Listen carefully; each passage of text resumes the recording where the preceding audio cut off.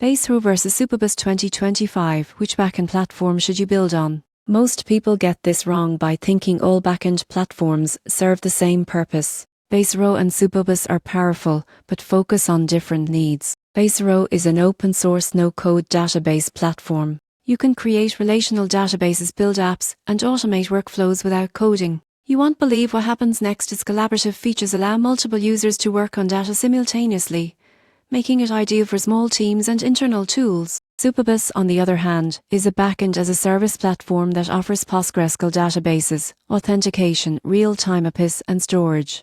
It's perfect for developers building web or mobile apps who need scalability and full backend control. The surprising truth is that Superbus can replace Firebase entirely while offering skill-based flexibility. For non-technical teams wanting quick deployment and simplicity, Base Row is the better choice. For developers building robust applications with authentication, APIs, and complex data relations, Superbus wins in 2025. In conclusion, your choice depends on your project and skill set. Base Row is excellent for no-code and low-code projects, while Superbus is best for developer-centric applications requiring flexibility and scalability.